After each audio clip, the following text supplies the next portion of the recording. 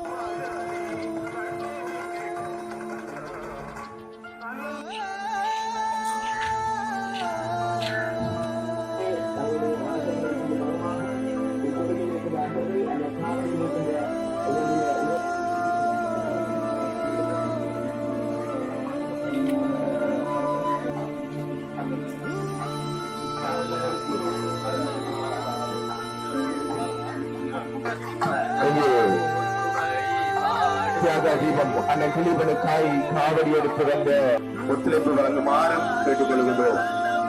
அங்கே காவடி மலர் வணக்கம் செய்வதற்கும் மரியாதை செய்வதற்குமாக வருகிறது கொண்டிருக்கிறார்கள்.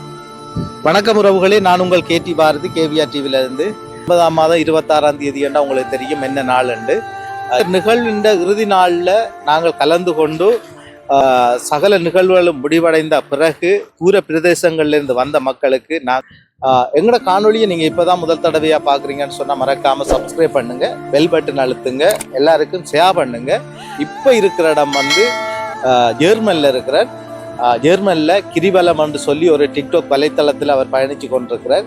அவர் எங்களுக்கு சொன்னார் என்னென்னா, திலீவண்ணா அவர்கள் உண்ணாவிரதம் இருக்கும்போது தானும் வந்து 3 நாள் அந்த உண்ணாவிரத நிகழ்வில் கலந்து கொண்டு உண்ணாமல் இருந்தன்னு சொல்லி எங்களுக்கு சொன்னார். தான் ஏதாவது ஒரு உதவி திட்டம் அது ஏதாவது ஒரு இது செய்யணும் நான் என்று சொல்லி ஒரு ஆதங்கத்தில் இருந்த ஒரு மனிதர்.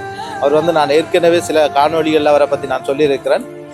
மதிப்புக்குரிய ராஜி அப்பா அவர்களின் வலைத்தளத்தில் புலம்பெயர் நாட்டில் வசிக்கும் எங்களோட உறவுகளின் ஒழுங்குபடுத்தலில் அவங்க வந்து ஒரு டிக்டாக் வலைத்தளம் ஒன்று அமைச்சிருக்கிறாங்க. அந்த வலைத்தளத்தில் பயணிக்கிற அவங்கள் தான் இந்த ஆலோசனைகளை வழங்கியிருக்கிறாங்க. நாங்கள் இப்படி செய்வோம்னு சொல்லி அவங்களோட பேர்களை நான் இப்போ சொல்கிறேன்.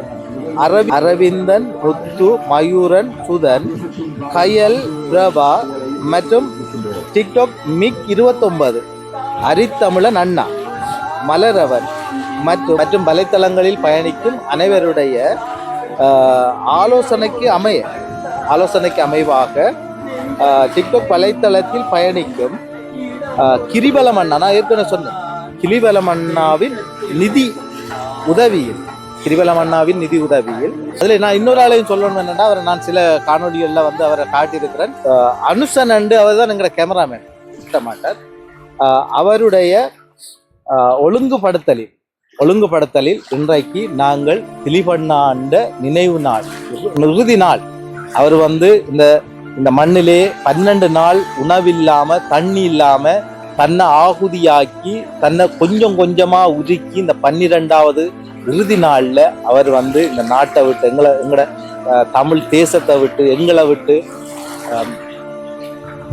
பிரிந்து போன இன்றைய நாள்ல நாங்கள் தூர பிரதேசங்கள்ல இருந்து வந்த மக்களுக்கான உணவை வழங்கினது எங்களுக்கு பெருமையா இருக்குது.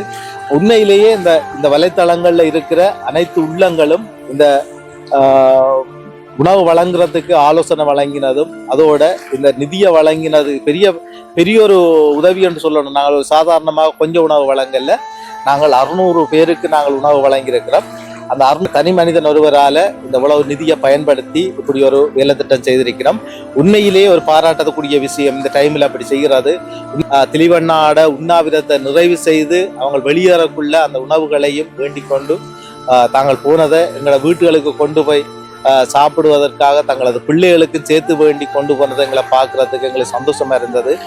திலீவண்ணா என்ன நோக்கத்துக்காக இந்த மண்ணில் தன்னை உயிரை அர்ப்பணித்தாரோ, என்ன நோக்கத்தை எதிர்பார்த்து அவர் அர்ப்பணித்தார், இன்றைக்கு எங்களோட மக்கள் வந்து சந்தோஷமாக இந்த நாட்டில் ஒரு தங்களுக்கும் ஒரு உரிமை இருக்குது, ஒரு பசி பட்டினி இல்லாம தாங்களும் சந்தோஷமாக இந்த மண்ணில் நடமாட வேண்டும் என்ற ஒரு எண்ணத்தை தனது உயிரை அர்ப்பணித்திருந்தார்.